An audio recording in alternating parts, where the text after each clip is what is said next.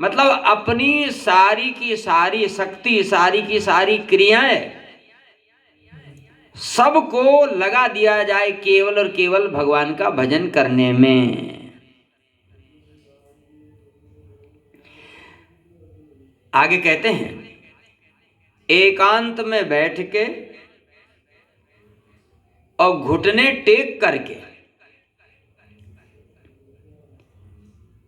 हा हा खाए के, एक एक शब्द बड़ा कीमती है, दांत निकाल के मुख में तिनका दबाए के,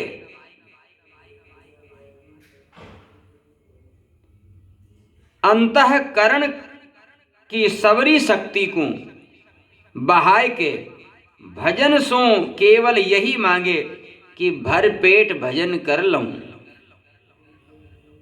मतलब बाबा कह रहे हैं कि भजन करने वाले को एकांत में बैठ जाना चाहिए और घुटने टेक करके दोनों हाथ जोड़ करके भगवान से प्रार्थना करना चाहिए, मुख में तिनका दबाए करके, मानो एकदम विनम्र हो करके, गौ बन करके, गौ माता की तरह, है ना, विनम्र हो करके, और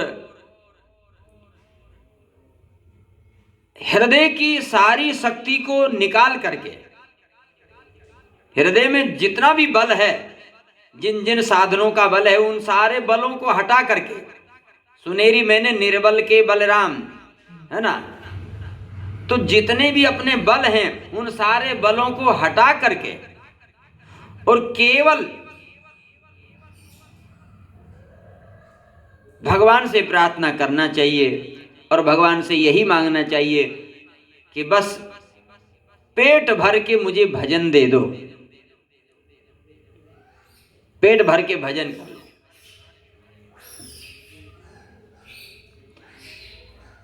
आगे कहते हैं, वही बात आ गई जो एक दिन कहा गया था कि तब ही मान्यो जाएगो भजन भयो चितलाए, और जब शुभ से शुभ काम को नेक न मन ललचाए। ये बात पहले कह चुके हैं। कहते हैं बाबा इतनो अभ्यास बढ़ावें कि निद्रा अवस्था में भी भजन हो तो रहे। मतलब राम नाम जपने का इतना अभ्यास बढ़ाया जाए, इतना अभ्यास बढ़ाया जाए कि हम यदि विश्राम करें ना, सो जाएं, तो उस निद्रा की अवस्था में भी हमारे द्वारा भजन होता रहे, रोम रोम से राम राम निकलने लग जाए। एक बार भगवान श्री कृष्ण अर्जुन के पास गए और अर्जुन सो रहे थे, तो भगवान पास में बैठ गए। तो भगवान ने क्या सुना कि अर्जुन के रोम रोम से कृष्ण कृष्ण कृष्ण श्री कृष्ण कृष्ण कृष्ण कृष्ण नाम निकल रहा है, रोम रोम से कृष्ण कृष्ण नाम निकल रहा है।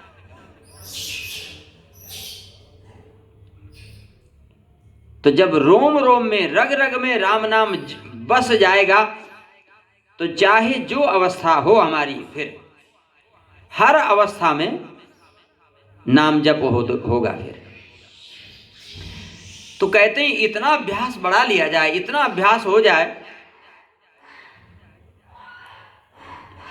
एक भक्त हैं, वे काष्ट जिव्या स्वामी, इतना नाम जपते थे, इतना नाम जपते थे कि जब वो सोच करने के लिए बैठते थे ना, तब भी जो है उनकी वाणी बंद नहीं होती थी। तो किसी ने देख लिया और गुरुजी से शिकायत कर दिया कि बोले ये तो सोच करते समय भी राम राम बोलते हैं, अपराध करते हैं। तो गुरुजी ने कहा कि तुम ऐसा क्यों करते हो, ऐसा मत किया करो। ठीक है। अब दूसरे दिन जब गए स्नान करने, सोच के लिए बैठे, तो अब वो जीभ को आदत पड़ी थी, क्या करें, मजबूरी, जीभ को पकड़ लिया गुरुजी ने मना किया है, मत बोल। तो सोच करते समय अपनी जीभ को पकड़ के बैठे, और फिर किसी ने देख लिया, जिसने देखा उसने फिर बताया कि वो तो जीभ पकड़ के बैठा। और जब पूछा गया तो उन्होंने कहा कि गुरुदेव हम क्या करें, जीभ को इतनी आदत पड़ गई कि ये मानती नहीं है, तो आपने मना किया तो हमने इसको पकड़ लिया। तब गुरुजी ने कहा कि बेटा तुम सिद्ध हो गए, अब तुम्हारे लिए कोई नियम कानून नहीं चलेगा।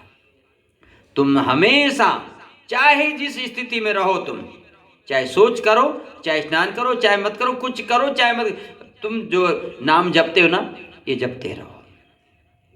तुम्हारे लिए अब कोई नियम का आवश्यकता नहीं है। मतलब कहने का ये है कि ऐसा स्वभाव बन जाए, ऐसी आदत पड़ जाए कि हर समय हमारे मुख से राम नाम निकले। हम सो रहे हैं तो सोते समय भी राम नाम निकलना चाहिए। कहते हैं पूर्ण उत्साह, पूर्ण लगन, पूर्ण रुचि के साथ अधिक भजन करवे पे ऐसो होनो संभव है। ये जो बताया गया है तो ऐसा होना संभव है, लेकिन कब? बोले जब आप पूरे उत्साह से करोगे, पूरी लगन से करोगे और पूरी रुचि से करोगे और अधिक से अधिक भजन करोगे, तो ये संभव हो जाएगा फिर कि निद्रा में भी आपके द्वारा नाम जप होगा। निद्रा अवस्था में हूं भजन हो तो रहेगो। फिर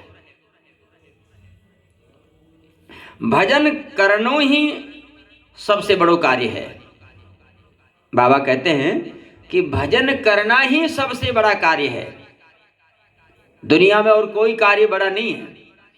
कितना भी बड़ा से बड़ा कार्य है, व्यक्ति 8 घंटा, 10 घंटा, 15 घंटा, 24 घंटा मेहनत कर सकता है, दिन भर धूप में खड़ा रह के मेहनत कर सकता है, लेकिन राम नाम जप नहीं हो सकता है। सबसे कठिन यदि कोई कार्य है तो भजन करना, क्योंकि भजन में लगता है मन, और मन जो है सबके बस में नहीं है। तो सबसे कठिन यदि कोई कार्य है तो वह है भजन। जब काम के ताई आए हो, वह पहले पूरा कर लेना चाहिए। जिस काम के लिए भगवान ने हमको भेजा है, बोले उस काम को सबसे पहले करना चाहिए। हम लोग क्या करते हैं? हम लोग तो दूसरा ही काम करते हैं है ना। हम लोग तो आए थे हरि भजन को, होटल लगे कपास। तो कहते हैं बाबा कि सौभाग्य एक, ये अपना सौभाग्य मानना चाहिए। क्या सौभाग्य मानना चाहिए? बोले सौभाग्य एक, केवल भजन ही सुहाए। ये सौभाग्य है। यदि आपको भजन ही सुहा रहा है तो समझो ये आपका सौभाग्य है। और कहते हैं भजन छोड़ के अन्य कामन में यदि आप लगे हो तो ये आपका दुर्भाग्य है। भजन को छोड़ करके यदि दूसरे कार्य में लगे हो तो ये दुर्भाग्य है। भजन करते करते जिए। बाबा कहते हैं कि भजन करते करते जिए। बहुत लोग कहते हैं ना कि हम तो भाई खाने के लिए ही जीते हैं, हम तो खाने के लिए ही जीते हैं, हमें तो बस बढ़िया माल पानी मिलता रहे, जीभ स्वाद लेती रहे हैं, तो बोले हम तो खाने के लिए जीते हैं। तो ऐसा नहीं, खाने के लिए नहीं जीना है, भजन के लिए जीना है। तो कहते हैं भजन करते करते जिए और भजन करते करते मरे। मरे तो भजन करते करते। फिर बोले अगले जन्म में क्या करेंगे? बोले अगले जन्म में भी भजन ही करेंगे। मतलब एक ही इच्छा कि जीते जी भजन करेंगे, जिएंगे तो भजन करते करते ही जिएंगे, मरेंगे तो भजन करते करते मरेंगे, और अगले जन्म दूसरा जन्म हुआ तो बोले उस जन्म में फिर भजन करेंगे।